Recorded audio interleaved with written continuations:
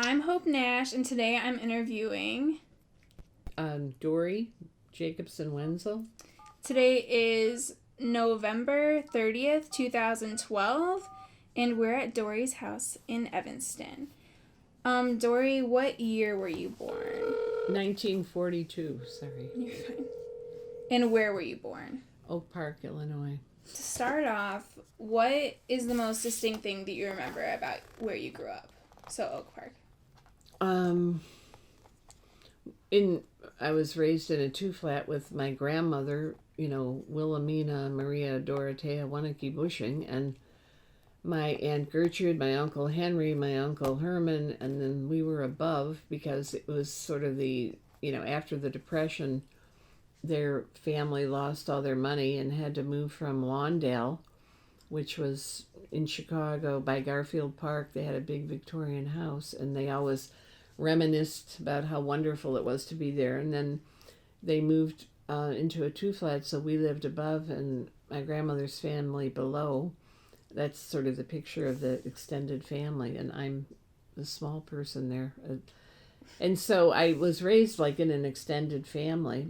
And at the time, Austin, wasn't Oak Park, it was Austin, which was 3 blocks from Oak Park. There was a world of difference because, we had more diversity. Like, I had Catholic friends, and somebody was from the Greek Orthodox, and then Jewish friends, and everybody thought I was Jewish because my name was Jacobson, and my dad was born in Sweden.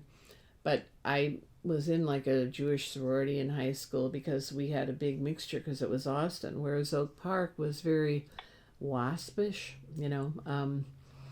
My husband's father had his PhD from the U of C, and he was Rupert Wenzel. He and another guy helped pass the open housing ordinances and planned integration for Oak Park. So Percy Julian was a black doctor, and they burned a cross on his lawn when he moved there. But these were things that I didn't really know when I was growing up because I started at the University of Illinois at 16. So I was, in high school, I was vice president of the Glee chorus, and I wanted to write on the student newspaper, and the teacher, Miss Rape, told me I could not write. Only the boys, wrote stories for the newspaper, but I could cover the Girls Athletic Association because I was very athletic and I played volleyball all the time. Probably if there had been Title IX, I would have, had a scholarship because that's all we did was play volleyball. But I also was active in the Lutheran Church, so when I started at Illinois at 16, it was like a culture shock because I wasn't ready for school as compared to the kids from Oak Park who were writing essays and all that. The city schools never, they had separate entrances, girls, boys. They didn't have the same thing like Wilmette Schools, Oak Park. And I remember the teacher saying, write a theme. And I thought, what's that? I never heard of a theme. Yeah. But anyway, so I guess what I remember about, Austin was just sort of the ethnic diversity and, different religions. And I was pretty much from a very stable family structure, living with my grandmother downstairs and all that. So, what was your mom's role when you were growing up? My mother, during the Depression, none of the men in the family worked, and my mother was the only one. She bragged about getting a job as a secretary, and she beat out 250 women standing in line for the job. And then my Aunt Gertrude she was like a mother to me because she lived downstairs. She had a scholarship to the University of Chicago, but when they lost all their money, she couldn't go, and so she worked as a secretary. So I grew up with, being a secretary, a nurse, a teacher, and at 16 or 15, I had a job running the National Association of Refrigerator Engineers. And my dad didn't want me to go to college because he said there's no money, women don't have to go to college, you already have a job. And I said, well, why can John, my older brother who's 4 years older, why can he go to college? Well, he can go to college because he's a man. Men are the breadwinners, which is really ironic because here my mother was the one supporting all of the family and my aunt while the men were out of work because my grandfather came over from Germany at 13, and so he was like an engineer, but they didn't have engineering back then, but he built bridges and he was always good at draftsmanship and stuff like that. So they were always smart and readers, but they were not college educated, except for my Uncle Herman, who went on the GI Bill, my Uncle Alvar Jacobson, the Swedish side, who went on the GI Bill and was a Navy fighter pilot. My dad was a Swedish citizen until 1942, because I always wondered why he didn't fight in the war. And he said, he changed his citizenship and then they wouldn't take him because he was too old, So those were things that, I rebelled against, the sort of patriarchy. My grandmother's, your whole role was to serve the men. When my nephew went through the kitchen to my grandmother's in her 90s to get some milk, and she said, "Where are you going?" To little John, and he said, "To get some milk," and she said, from her deathbed almost, "Send one of the women in to get it." So, for me, it was like, why do I have to, do the dishes and, from that point, I probably rebelled from that point on. So, was religion a really big role in your life as a child? Yes, because I sang in the church choir, and I was confirmed a Missouri Synod Lutheran, and my grandmother was baptized in Pilsen in 1874 as a Lutheran, but turns out that my great-grandfather was a Mason who came over from Prussia in 1860, and he owned property in Pilsen, like a big hay and feed store. So there are all these stories of ethnic backgrounds. Back then, ethnicity, I think, was very important. When I went to the U of I, they gave us roommates based on our religion and our race. Because I remember going, and my roommate was a girl who was Danish. I mean, she was American. We were both American. She was Danish and Lutheran. So then my friend Chi-Chi, Andrietta, who's from an upper middle class black family, she was at U of I. She was rooming with another black friend. Well, it wasn't until years later we pieced together this, another friend, Elise, who's black. She moved in with a white roommate because she can pass for white. And the roommate had a fit and said, "I'm not rooming with somebody," then you use the term Negro, But so those early days of like social consciousness, University of Illinois is still sort of like the South. So what was the relationship like between your mom and your dad? My mother she worked, but then she went back to work to help put me through college.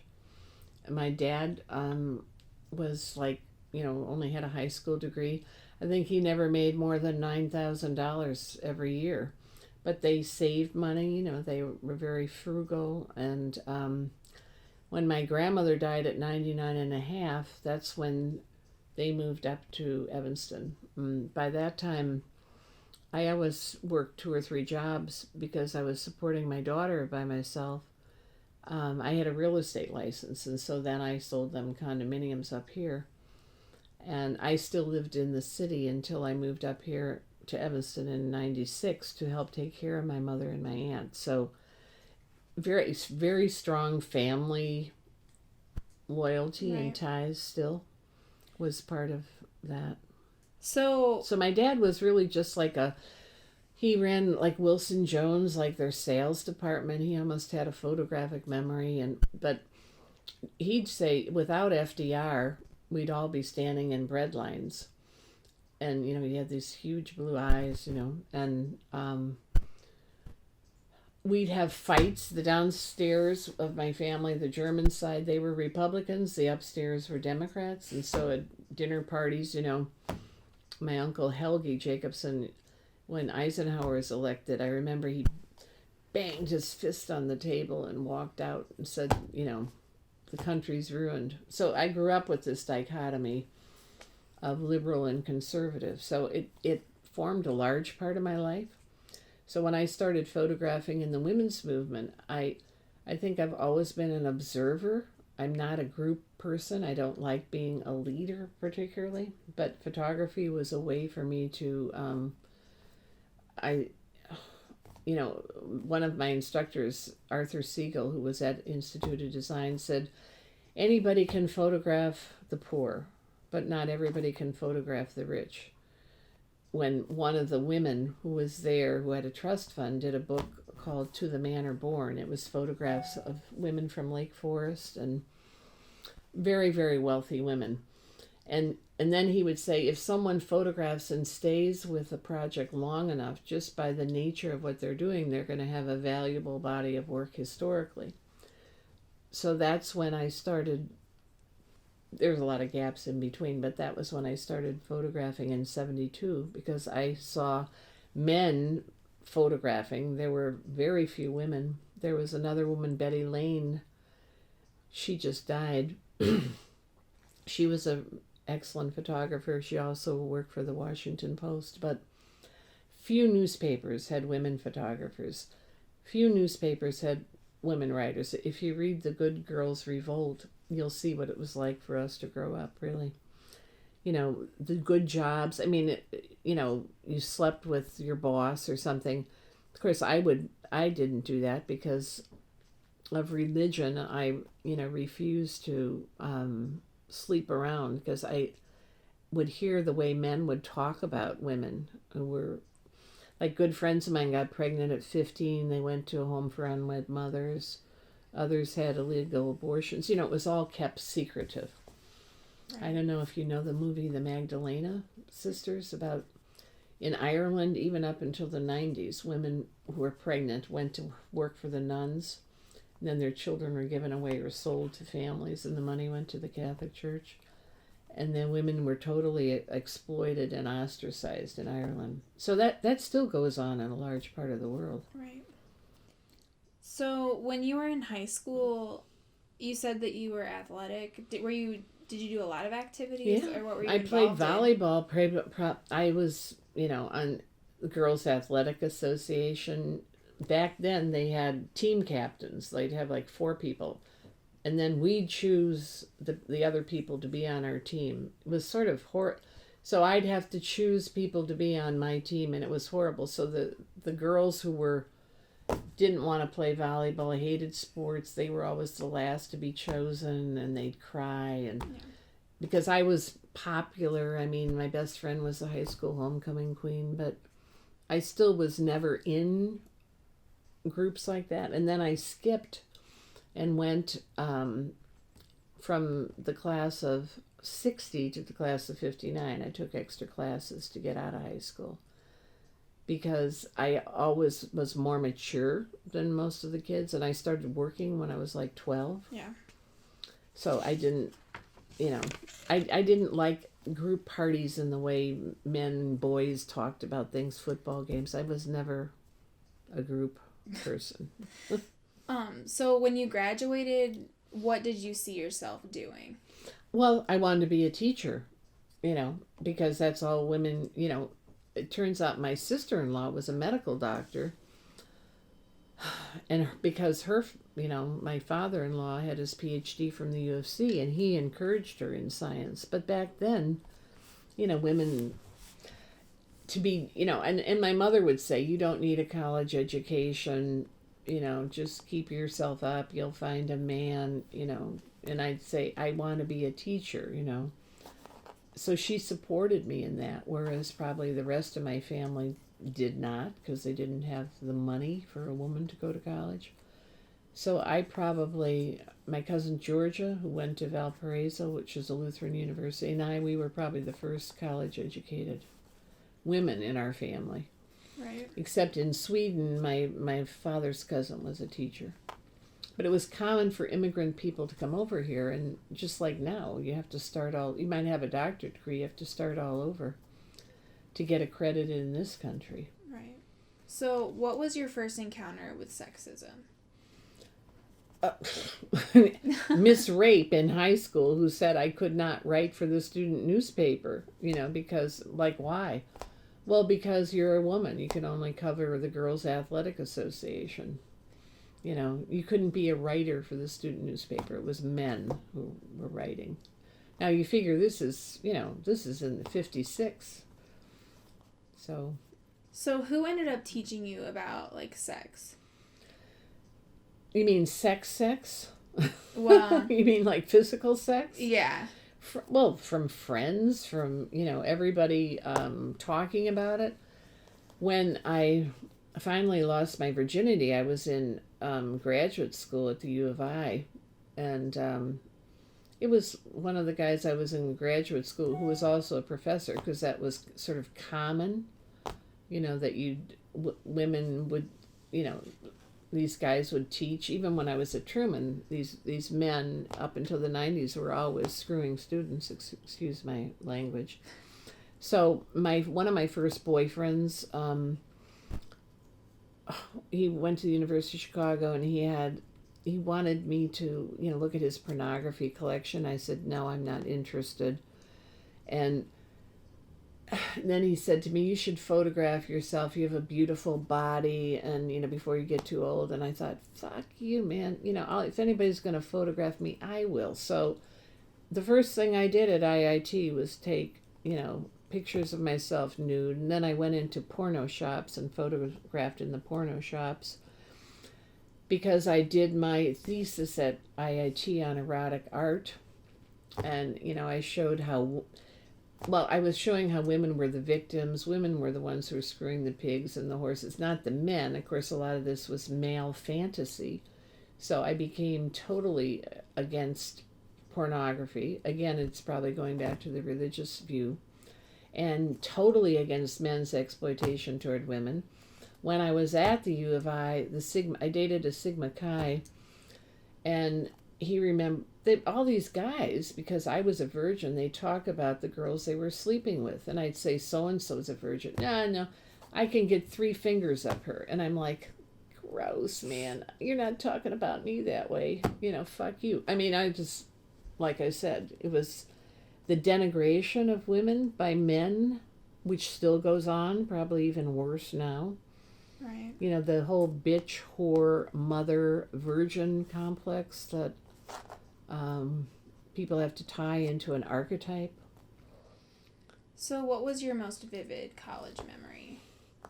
My most vivid college memory? Oh, God. Well, I went to the Fiji Island party where all the white guys dried up, put black makeup all over them and bones through their noses to mimic the Fiji Islands black people. I mean, it was like total racism. And then they, roast a pig, and the girls had to come in like tribal costumes, and then this guy gave me his fraternity pin, and then whatever, that type of thing. I mean, when I look back on it now, or being at the Sigma Chi house, and I'm with Phil Ryan, and they're singing the Sigma Chi song, and I stuck my 3rd finger out of the window to say fuck you to them, and because he wanted me to sleep with him and I wouldn't. And I used to have a shit list with a huge long thing of paper with all the girls who'd come back. So-and-so left me. Oh, I don't know what I'm going to do. What's his name? I put his name on the shit list, in this. And I wouldn't join a sorority because, we lived at Sherwood Lodge, which was a small house with a lot of, wonderful women who were more independent. So again, it sort of goes back to that wanting to be part of the group, but not wanting to be part of the group because the group rejects you, so rebelling, I guess. But so with Jim Howie, I lost my virginity, but then I still, then it became the 60s, and then everybody was sleeping around, and I still sort of, resisted that, but turned out when I was dating him, he was cheating on me with some younger woman, So I broke that off. And then, I slept with a couple guys, and I think I might have gotten, chlamydia or something like that. And I thought, forget it, I'm not, Then I met my ex-husband, but by this time I was probably in my 30s. Right. you know. So, what was the first election you voted in? The first election, gads. Well, I remember in 1965, I voted because in order to get my job with the State Department of Education, I had to vote. So probably that was the first time I voted, and I think maybe I voted Republican, I don't know, because the German side of my family was Republican and the other side was Democratic. But there was this guy, Ray Page, and he was head of the State Department of Education. And we were told we had to vote Republican if we wanted a job. And this is the same time that SDS was forming and, civil rights stuff was going on. And I was still sort of out of it, probably till 65 when I was a consultant with black friends of mine, and we had to go back down to Illinois for on a job, consulting job, and they wouldn't give us a room in the Chief Illinic Hotel. That was like 65.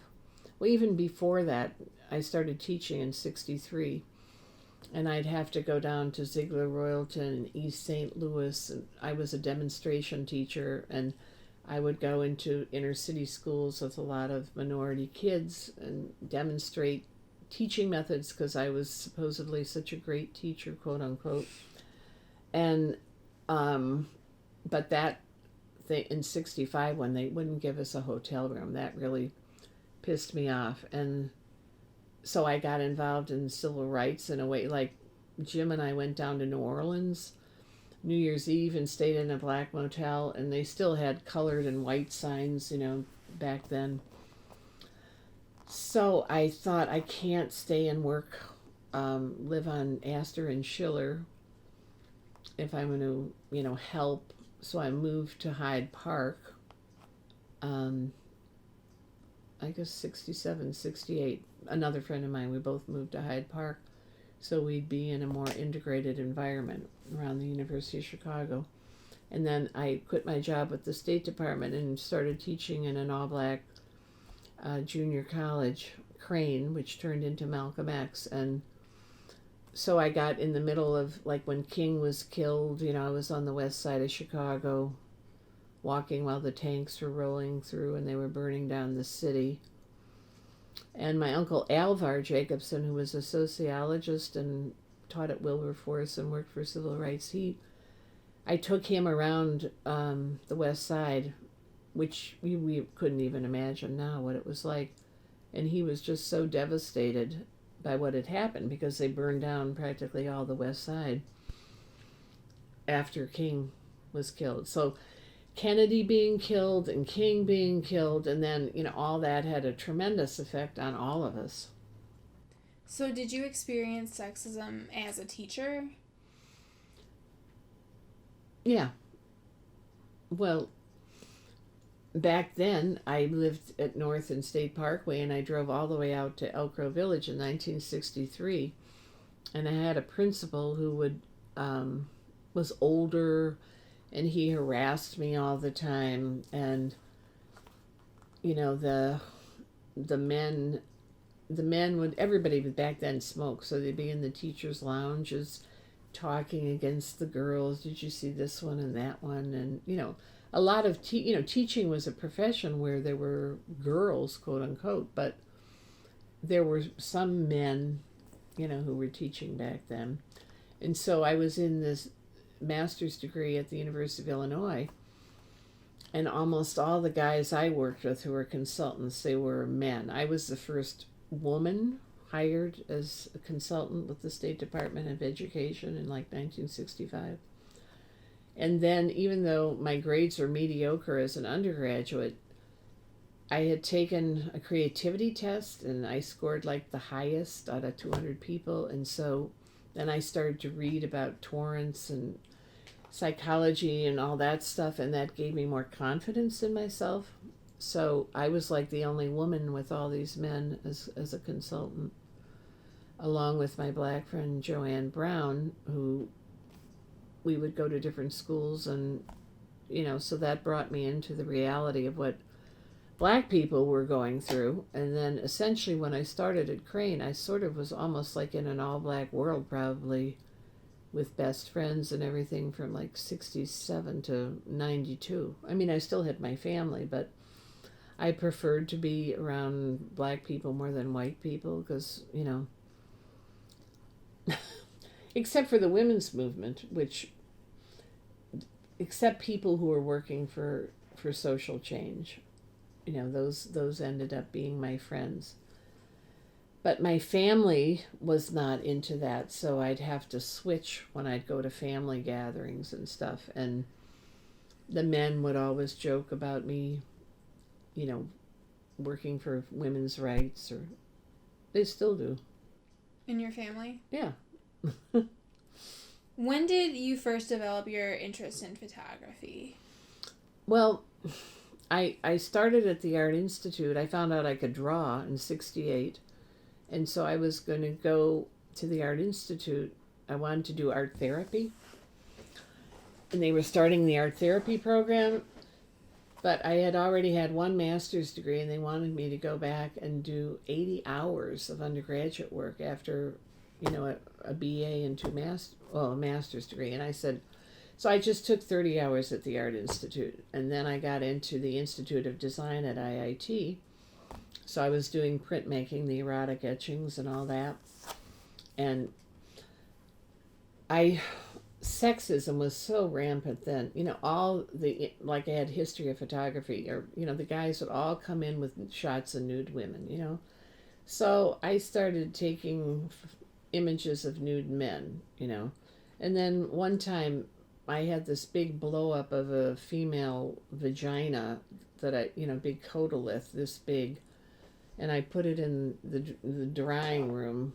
I was going to use it in an etching. And they almost died. Like, oh my God. I said, well, I'm so sick of seeing pictures of your organs and female nudes. What do you expect?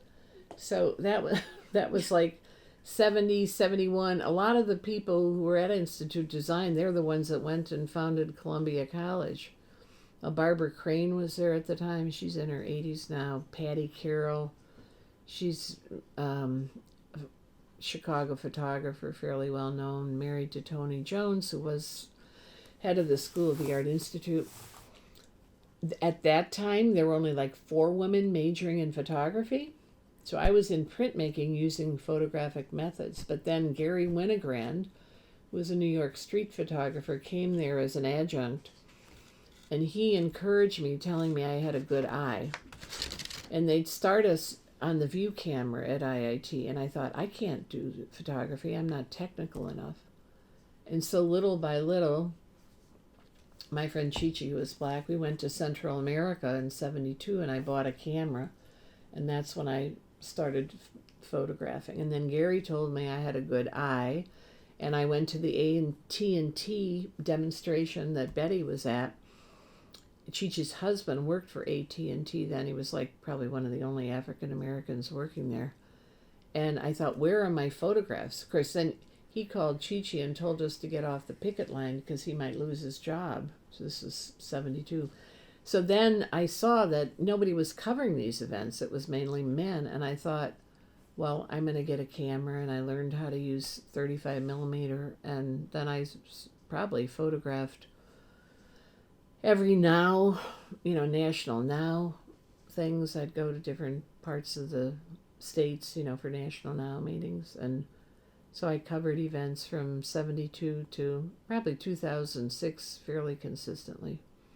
And then Veteran Feminists of America formed, and I've covered stuff with them. I still belong to Now, but I didn't go to the Now conferences, although the president of Now is in this thing from Rollins College because there's some coordination. But Veteran Feminists is mainly women who fought in the early, up to 75. Many of them dropped out. I kept, because there was a big division, a fight at Now, and they accused one of the women of being anti-lesbian, and the irony was she was a lesbian, but they used name-calling, to defeat her in the election. And so the Chicago Now people got really bitter and dropped out of National Now.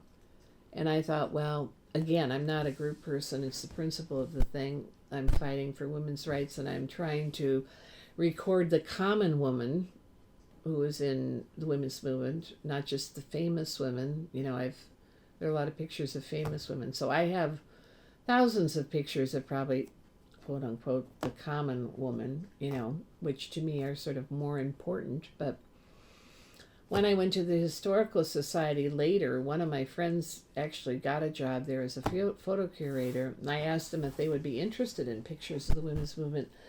And they said, no, all we see are pictures of women with signs. We're not interested in that. So some of the photographs that I gave to the Schlesinger Library at Harvard and Smith College, and my daughter went to Mount Holyoke, and I thought, well, at least women's colleges are interested in recording women's history. Of course, now many of the women's colleges have joined with the men's colleges, so... Yeah. But they're still interested in collecting the stuff. It's only just lately that the U of I even got interested, because that place was a sexist, racist pit. Right. I mean, women, if you look at the statistics on women professors, we got jobs at the City College of Chicago because they broke away from the public schools. So we were some of the first women hired as quote-unquote professors. That women didn't have jobs as professors back then. So when did you meet your husband, and how? I finished my second master's degree at IIT, and I said, now it's time to get married and have a child. And I went with a friend who was buying me a drink to a bar on Division Street, Shenanigans, I think it's still there.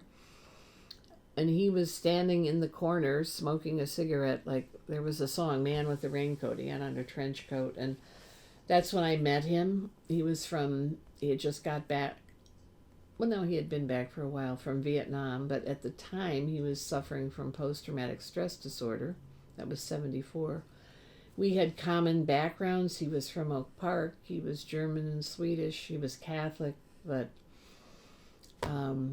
we got married in the Lutheran Church because I wouldn't, I'm a Protestant. Protest, from Martin Luther. That's Martin Luther up there. And, the Catholic Church still wants to control women's bodies. And, anyway, I won't go into a long story about that. But so then I was pregnant and, we got married. And then I had my daughter in 1975. And my ex-husband couldn't hold a job because he'd wake up in the middle of the night and reach for his gun like he was in the jungles of Vietnam. Of course, nobody knew the term post-traumatic stress disorder. Right. And then he couldn't handle finances, and I gave him my paycheck.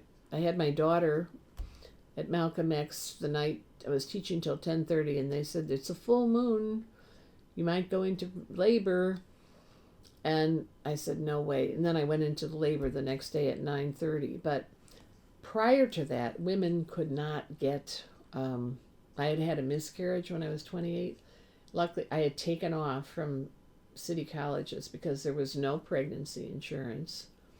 There was no maternity benefits. My good friend from Truman, Arlene Crutzen, who formed Pegasus Players, which was a theater group, it still is, I guess, she sued the city colleges because she had to quit her job and reapply when she had her daughter. So she won the lawsuit for them to cover maternity benefits. So women didn't get any maternity benefits. So I had to take sick days because my ex-husband didn't work. So I was off 3 weeks and I had to go back to teaching. I could barely walk because I had an episiotomy. Oh my goodness. After 3 weeks of taking sick days because there was no maternity leave. And I'm like, and then women, in 1974, I went to, Rupert and I wanted to buy a building, or I wanted to buy a building on my own in the early 70s, and women couldn't get mortgages in their own name. So that was the first thing I did. My mother said, "You can't buy a building without a man." And I'm like, what is she talking about? Well, sure enough, when we went to get the loan, they said, "What's your husband's income?" I said, "He doesn't have an income. I'm the sole support." "Well, we can't give you the loan." So then finally, I went to a local bank that I used because I had a credit record from 63 to 75 that was immaculate. And we got a mortgage on a house that was at North Avenue in Orchard, which at the time was total ghetto. I'd have to duck in the windows from the gunshots, and we rehabbed a building from 1887. But so my ex-husband couldn't really work on and off. He was a really good guy, but I just knew I wouldn't have any money if I stayed with him. So right. I got divorced when Elsa, 81, so she was 6 years old. And I've been divorced ever since. So, was there a specific reason that you got married in the first place? Well, we were sort of engaged. I wanted to have a child. Otherwise, I don't know if I'd ever even have gotten married. Makes sense. Because I just, the men, I went with a guy in Illinois from Harvard Business School. He went from the U of I to Harvard Business School. I went out with him. He wanted me to, my mother says, "You can't marry him. He wants you to iron your clothes, iron his clothes, mend his socks, cook for him." And I'm like, no way am I doing that. Again, it was going back to rebelling to what my mother, I see her at the ironing board, ironing the sheets, ironing my father's shirts, So that's why one of the skits we had was "Don't strike while the iron is hot." It showed women ironing because that was their role, iron the clothes for the men. Mm-hmm. So to this day, I don't have an iron in my house. So when did you first identify yourself as a feminist? Probably in after the miscarriage, when women couldn't even get DNCs, and I had to go to New York, and then they left the placenta in me, and I came back here, and I had almost died because I had to have 4 blood transfusions. Because I was 128 pounds and I was bleeding to death, and there was nobody. I had no insurance, and the female doctor who referred me to New York said, "You have to get in line at Cook County before the lines are too long." And I'm like, so I called my doctor from Oak Park, Dr. C. Otis Smith, a WASP, and I told him what had happened, and he said, "Why didn't you tell me? I could have helped you here." At that time, Hope, or Heather Booth rather, Hope, was at University of Chicago doing procedures on women because, it was a whole underground network. Just like now to this day, if a woman is carrying a fetus and it's dead, Evanston Hospital will not take the fetus out. You have to carry it full term.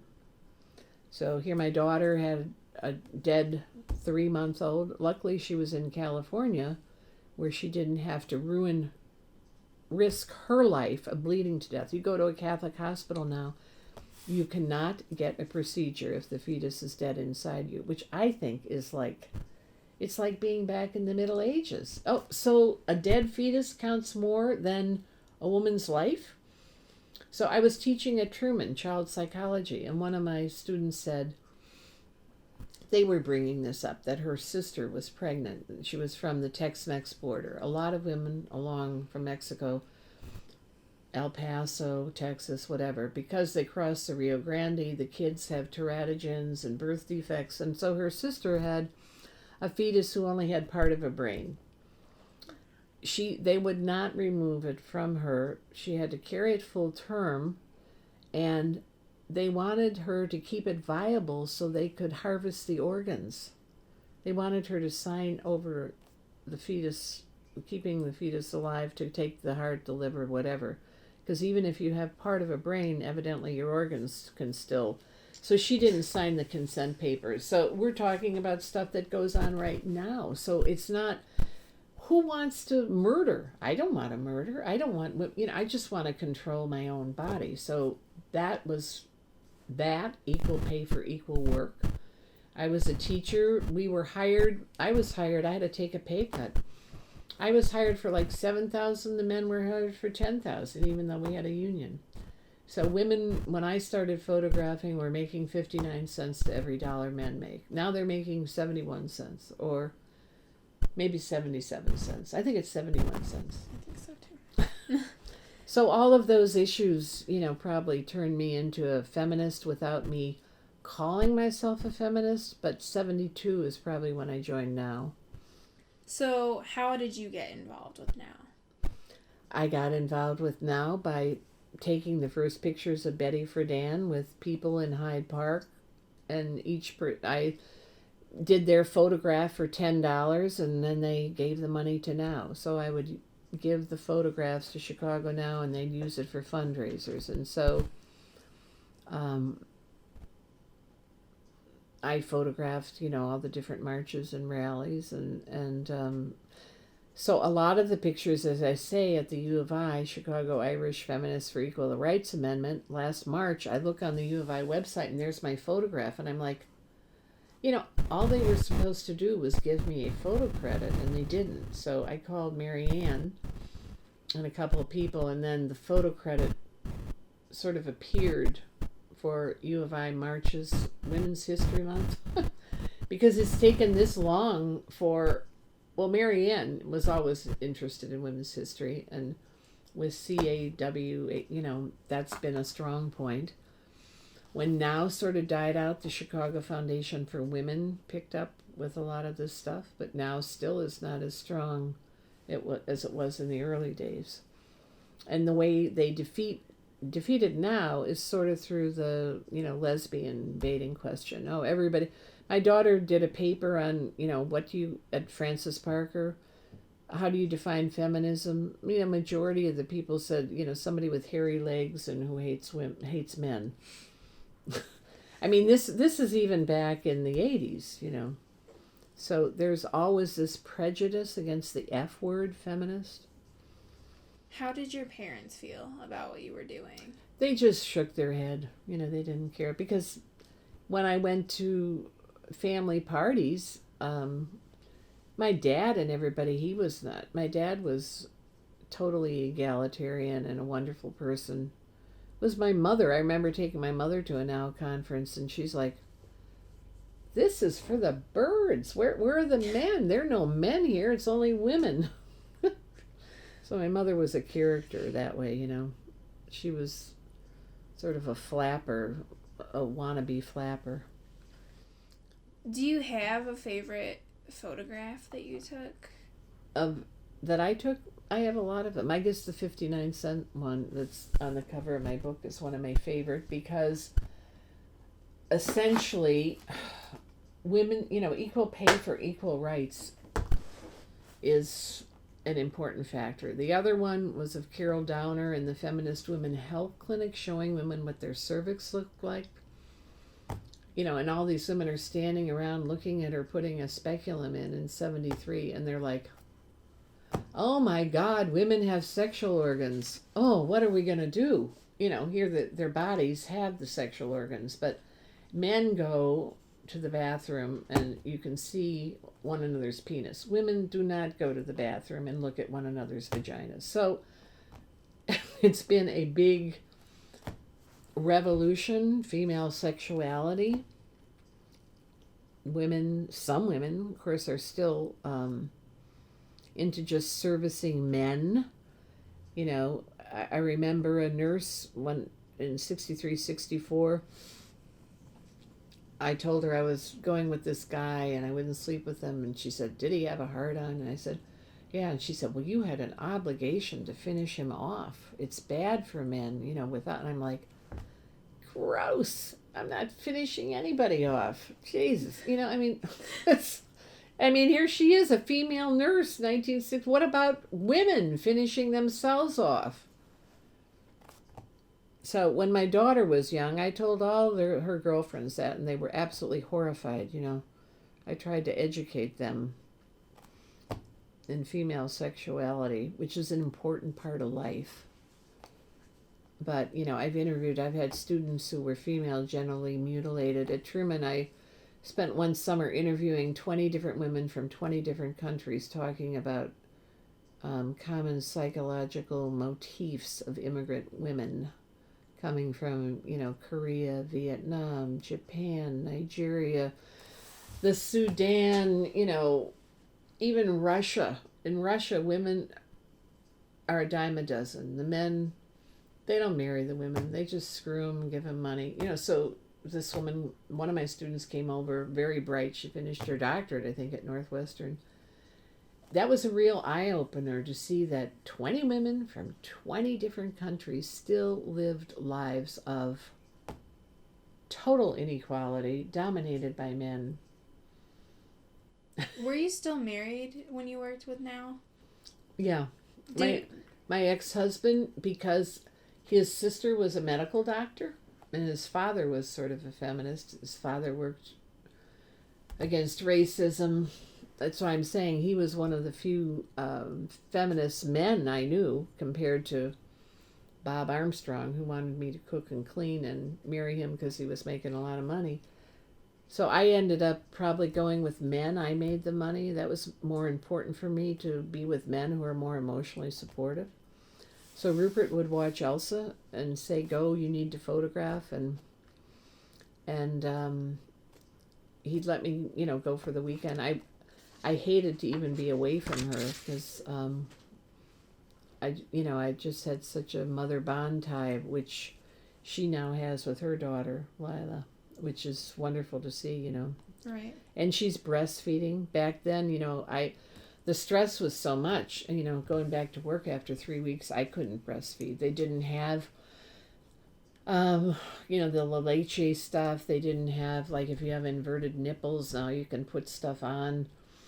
And they teach, how to breastfeed and all that. So Elsa's still breastfeeding, so it's like me living through her, that I'm happy that in spite of, we've come a long way, baby, but really not real far, because she had to go back to work. At least she got 4 months off. Yeah. Well, 1 month she paid for out of her own pocket. And so now she works, and they have shared nannies who watch the two babies, but it's still hard. Women are still expected to, now it's even worse. They're still expected to be breadwinners, sex pots, mothers, miracle workers, caregivers. Yeah. And what are the men doing? Some of them, house husbands, like Rupert, he was great. I'd come home from work, she'd still be in dirty diapers. No dinner was made. I mean, as much as he tried, men, like my brother, my brother wouldn't cook or clean or do anything like that because he was raised in the early 50s, and the woman married the person, and that was what they bargained for. Right. Taking care of the man and the children. So, what concerns did you have for Elsa as she was growing up, seeing like all this that was going on? Well, I raised Elsa in a multiracial area. We integrated a black neighborhood. I bought a summer cottage up in Union Pier, which was Jesse Jackson, the Olympic runner, was our neighbor. We were probably the first white family. Rupert's father set the precedent because of him setting open housing for Oak Park. And I guess I raised Elsa. She went to St. Vincent de Paul, which was across the street. She had a lot of black friends, and so she's married now to somebody who's half African American, but because of the DNA testing, he's also Asian and Caucasian and Italian and whatever. But so she was always raised, and I think your generation is more like colorblind. If you comes from some place like Bloomington or U of I or Kentucky, I mean, some people who are from the deep south, like my friend Linda Rosen said, her daughter Abra is in Alabama, and they still, I mean, there were laws on the books against miscegenation in Louisiana up until the 80s, I think. You know, miscegenation, intermarriage between races. Mm-hmm. So Kim Gandy, who was the president of now, before the new person came in the last 2-3 years, who's from Illinois, Kim Gandy spoke, because she's an attorney, about fighting against laws for against the miscegenation laws that have still been on the books. And when we bought in Union Pier, at the time there were laws on the property deeds against Jewish and black people buying in certain sections. So when this one black man bought in Union Pier, they burned a cross on his lawn. So people, they couldn't go to Beverly Shores. They couldn't go where Mayor Daley was, Grand Beach. They couldn't, so the resort next to us, Gordon Beach, was founded by Jewish people, so they could go there. And then Gaudy Shores was always sort of, well, it was Jewish and Lithuanian, then it became integrated. So my friend Hank DeZutter, because we were all in an interracial group, and he was quoted in Studs Terkel's book on race, because he married Pam, who was African American, and Mandy, who went to Yale and all that. Studs Terkel cited Hank in his book, and then Hank, who was a writer and covered the Black Panther travesty where they shot into the building, and they showed that the Panthers did not shoot out, that the Hanrahan shot in first, and it was, from police brutality. He wrote an article for the Reader about Union Pier and what a special place it was, because African Americans, Jewish people, Lithuanian, yuppies, whatever, were at home there. Whereas in Chicago, there would be Marquette Park, which at one point King marched, and it was vicious, racist stuff, thrown at King. And they all got along in Union Pier, and in Michigan. And perhaps it was because of the woods and the lake, and it was like a healing part. So most of us, starting in the early 70s, friends of mine from Malcolm X, one black woman, 2 white women, we rented a summer cottage there in the 70s.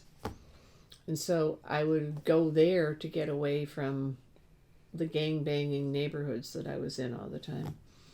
And then I did my internship at Cook County Jail.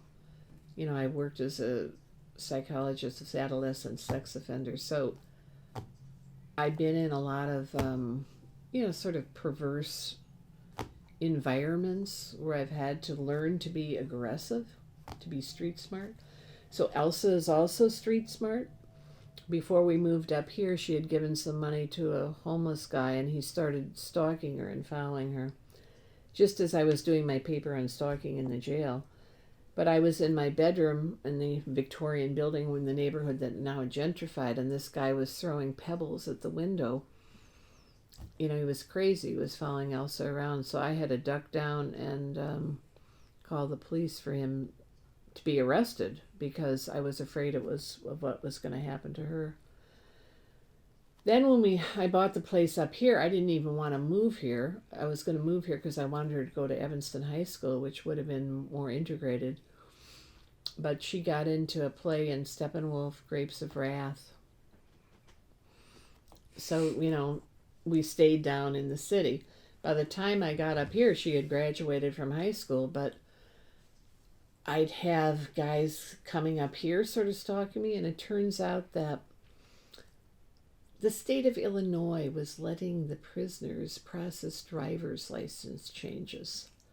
So they would target people when they changed address. So I opened my door when I first moved up here, and it's some guy trying to, stalk me. I'd come home at night, and there'd be this guy in this little dark hallway. And so I remember standing outside, and waiting for him to come out. And I said, what are you doing here? Well, I'm trying to sell something. I said, get the fuck out of my face before I blow your head off. I mean, that's the way I learned to talk, So I have like a side that could kill, let's put it that way. And that's the side that I had to use as a photographer when photographing in '84 in San Francisco when Geraldine Ferraro was nominated. All the male photographers would push you out of the way. You'd stand on a chair. They'd try to flip you off the chair, because it's so aggressive, like all these guys are, if you see herds of men going after the shot of the president or something like that. So I had to learn to be aggressive. I was not necessarily aggressive. So what made the women's movement in Chicago different from other places in the country? Well, because Chicago and Milwaukee was one of the first places where the women's movement started. I mean, certainly New York gets credit for, the bra burning and stuff, but Chicago has always been like a grassroots, networking. I think it was probably more integrated than other cities as far as Heather working with SDS and, civil rights. It was an outgrowth of the civil rights movement, certainly for me, fighting for Black people's rights, and then being at Malcolm X and Stokely Carmichael writing a book, the only position for women in SNCC is prone. Eldridge Cleaver saying the only power for women is pussy power. And I'm like, I'm working for these Black men who are sexist pigs, man. So a lot of the women's movement came out of women, white and Black, working in the civil rights movement who said, what about us? And so then they used, probably the FBI and all these places they used King as an Uncle Tom, Carmichael's a radical, Malcolm X is, they used that to break up the civil rights movement. So then they used the whole lesbian issue and bad word for feminism to break up the feminist issue. They spied on civil rights organizations and feminist organizations and anti-nuclear organizations. I took a photograph.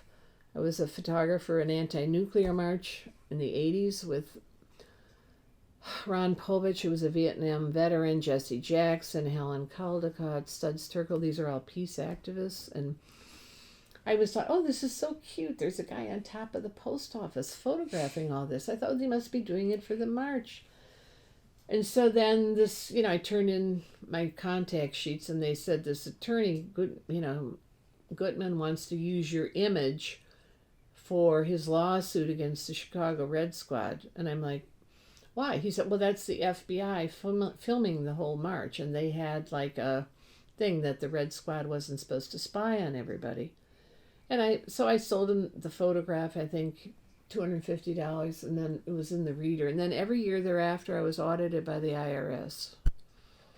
Anytime I'd come to a traffic stop or something, I'd get parking tickets all the time until I finally moved up here. Finally, I said to the IRS, I am a single mother. You have audited me 5 times. Each time you have found nothing wrong with my tax return. I can't afford, I'm going to have a nervous breakdown from you harassing me. He said, well, I'll take your name off the list. And then I wasn't audited. So there were all these like surreptitious things going on. Friends of mine got the Freedom of Information Act files. Huge like this. All of us who work for civil rights. They scratched out anything that, let's say, would have my name. But the way they found out is that they read their other friends' files. So, and now there are no privacy rights. My daughter, when she was in Washington, she wrote us, what color is your privacy? That was an article she wrote for PC World after 9/11. Now there's no privacy rights for anything anymore. Right. We might as well just have a national identity card. That'd be fine with me because then, you could just go through the airports and not worry, I've never been a radical. All I've done is work for equal rights and women's rights to control their own body and Black people to be human. and have rights. Right. So, what do you hope that people, like now and later, will take away from your photographs? The fact that there were there were men fighting for women's rights. There were people of all races fighting for women's rights. There were young and old. I have, a picture of grandmothers holding coat hangers, next to, the pictures of women who bled to death from illegal procedures. And I've also photographed the anti-people. Illinois, Shafley, and Hyde have always been a strong part of the radical right. They pride themselves on they defeated the ERA. In fact, the ERA was defeated in Illinois because the black legislators were bought off by Daley to vote against the ERA. That's how it failed. But that story has never come out. We would have the Equal Rights Amendment now if it weren't for the corruption in Illinois, which is always governed by the mob, the mafia, the payola, the kickbacks. Illinois is the most corrupt state probably in the United States. And that's a documented fact. A friend of mine who was black, who was a state legislator, went on PBS and actually said that as a joke. Yeah, we voted against it because Daley paid us. Now, that program mysteriously disappeared from PBS, just like Google, mysteriously there was not a lot on the women who sued Newsweek in 1970. And that's why they came out with this book, because the young women of Newsweek discovered they're still making 30 cents less than what the men make. At least they're writing stories now. And my daughter was an associate senior editor. When this book came out, all of a sudden she was mysteriously promoted to senior editor finally. Finally, we have a senior editor in the New York Times. I mean, it's 2012. Yeah. And we're talking about, the 60s to 2012.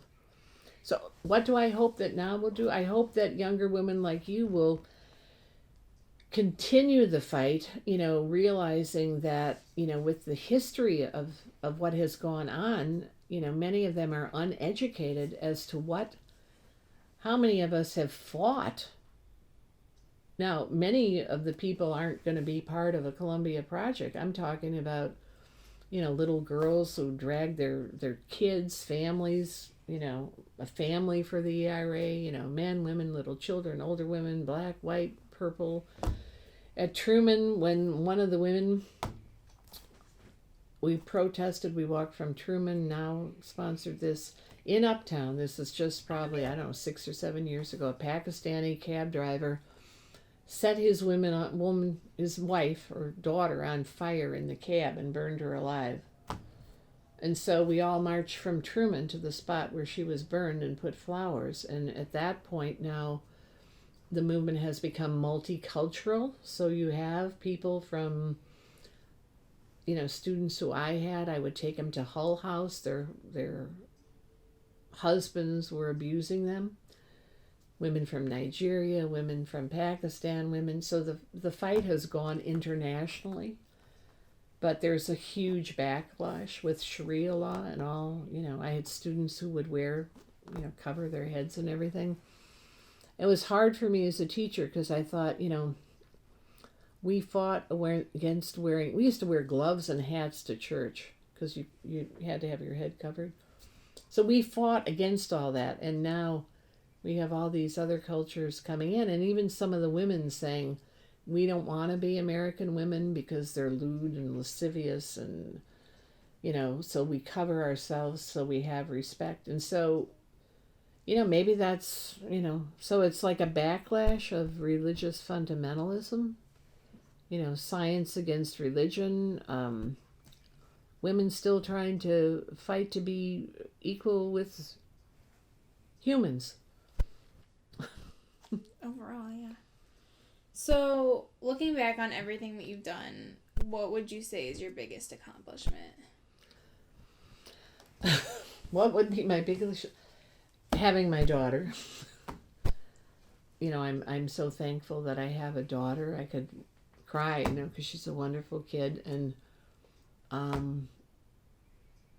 And photographing, the fact that I was able, you know, if you had told me I was going to do any of this at, 13 or 14, I'd say, well, I don't know how to use a camera. Women don't use cameras, or, it wasn't, even though my dad sort of was an amateur photographer. That's why the woman who was the cleaning lady, Vivian or whatever, here now there's a treasure trove of her negatives, but who's editing them? The men who bought them at an auction. So is there anything that you wish you would have done but you didn't get a chance to do? Yeah, I wish I had been a millionaire so I could fund different women's, or, poor, like working for poverty, helping with Streetwise. Some of my photos were in Streetwise when we had a CAWHC, because Marianne, that was the only newspaper who would cover anything on the women's movement. The Sun Times or the Tribune, like, well, that's old news. They. So I wish, I had been able to help more with poverty, but actually I taught for 45 years, 250 students a year, mentoring people. I used to take people from the projects to McKinley Foundation to try to get them scholarships to get to college. I taught photography at Malcolm X, so I educated all kinds of people to take photographs in their own community, because I did not want to take the photographs because I did not want to exploit black people. Now, there are other white women who came along, wanted to come to Malcolm X. They wanted to take pictures so they could do their master's theses. And I thought, I'm not... So I had students do a whole chronicle of the west side of Chicago. When I left Malcolm X, they threw it all out. Every photograph that I had saved that students had done from 72 to 92, a whole history of the black west side of Chicago. Why did they throw it out? That would be an interesting question. Because we photographed Farrakhan, we photographed Betty Shabazz, Malcolm X's wife. It's just an interesting question. Yeah. So what's your current status as an activist? My current status is trying to get over a traumatic brain injury. I'm still on the board of the Veteran Feminists of America. And I photographed at Milwaukee. We had 4 young women activists who have founded 4 different organizations, one to help poverty issues. The one is working, they're going to have a V-Day in Los Angeles in February, Valentine's Day, where all the women are supposed to take to the streets and, demonstrate.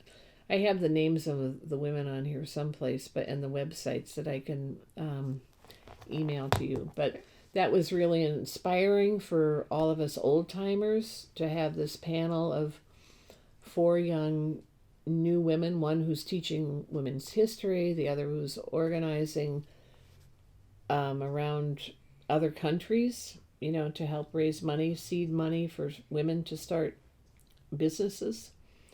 And then the woman from LA who's still working on women's sexuality. She went to Notre Dame. She was in the vagina monologues, and I don't know, I think they asked her to leave or something. So then she went out to California and she finished her degree, or she's worked with Eve Ensler, to keep promoting, because without some massive action, like the news media never covers anything about women still fighting. So that was inspiring. And the fact that you're here and you're 19 is really inspiring, because if young women like you and men don't fight, all of these changes, we could easily have Sharia law back here in 20 years or something. So are you still in contact with a lot of the women that you worked with now and over the years? Well, in the sense that, the early people, the people from 75 and before, I'm still in contact with. Betty Vadina, Kathy Rand, Marianne Lupra, they're on the board of VFA, and I was asked to be on the board just because of the photographic contributions. As I say, you can't really be an organizer and a photographer. You can't do both. I can't, like set a march, do all I mean, photographing by itself is a real skill, even though a lot of people think now everybody can photograph now that we have iPhones. But back then, I was encouraged by Gary Winograd, who was a street photographer, because not everybody has a good eye, or not everybody can capture an image, even though you have iPhones. So what do you hope for people like in my generation and in like your granddaughter's generation? Where do you hope that women will be in the future? I hope that I hope that the United States of America would pay women to have children like Germany does. Like you'd have a year off for the mother or the father, and they'd give you $30,000 so you can have a healthy child and not bankrupt yourself. I hope that they will give scholarship money for student loans so that people aren't graduating as indentured servants for the rest of their lives. Like my daughter still owes $50,000 from Northwestern master's degree, Medill School of Journalism, which she wanted to go to. I told her go to Columbia. She was already working for Community Media Workshop and go at night. But I hope that women will continue for the fight, to control their own bodies. There's research like on the Grafenberg spot, that some women ejaculate at orgasm just like men do. One of the men a friend was married to, he did his paper in psychology at Northwestern on that. The psychology professor that was doing Masters and Johnson's sort of sex research at Northwestern, he got called on the carpet. There's still like a hush-hush in this society. We're not sexual creatures, When my daughter was young, women couldn't get birth control pills. They're trying to pull, in other words, Planned Parenthood, they're trying to cancel that so there'd be no birth control. I mean, I hope that young women continue that fight. They don't realize that they could be easily be taken away from them. It's just a stroke of a pen, stem cell research, in vitro fertilization. None of that existed. God has given us science to improve our lives, but the religious right is like, science is evil. Are we in the 1500s or, are we in 2012? So I hope young women will go into science, they'll go into math. I go to lectures at the University of Chicago, Zygon, it's a journal between science and religion. Gal Wolkachek, she's a nuclear engineer at Northwestern, brilliant. Other female scientists, Lutheran School of Theology, that was like an old boys network, all men. Now there are women ministers. One of my best friends is a Lutheran minister. God and science, God and feminism don't have to be separate. Elaine Pagels. I am interested in Carl Jung, who fought for the archetype, the archetypes of the strong women, the Venus of Willendorf, 28,000 BC, female warriors. That's an archetype that's always existed. They can suppress us, but it's not going to keep us down because that archetype is going to reappear. Strong female warriors. So I hope there are strong female warriors who continue the fight. And witches and whatever. All the women, all the roles that you're not supposed to be. Well, is there anything else you'd like to touch on?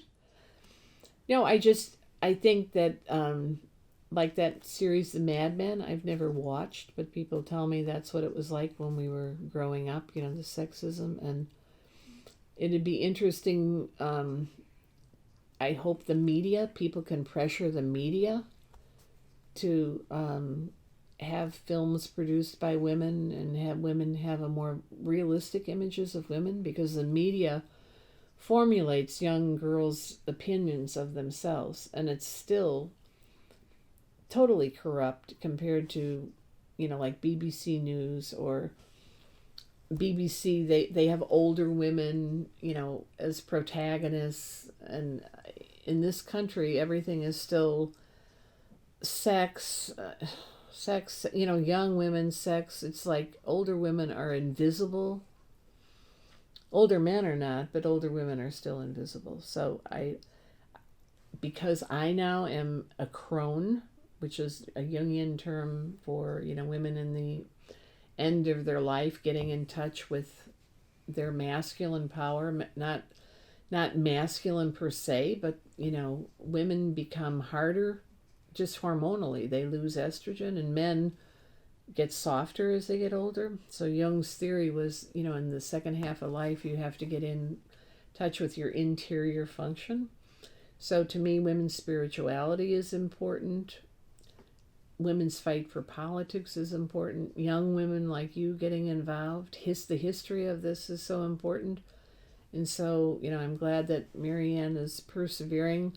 A lot of us have spent thousands of dollars. Nobody ever paid me to do any of this work. I've spent thousands of dollars traveling and documenting the women's movement. And, for the Chicago Historical Society to say, well, who wants pictures of women with signs? Like, women make up half the world.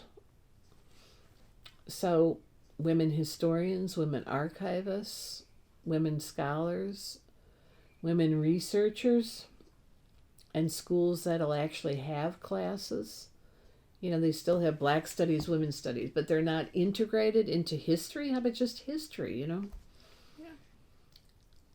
Yeah. All right, well, I think we're good unless you have something else you want to say. No, thanks for doing the work and taking the time. Always. And I can't believe you're 19 and doing this. I started student teaching at 19. Wow. I started teaching full time at 20. So I guess I'm glad to see someone as mature as you.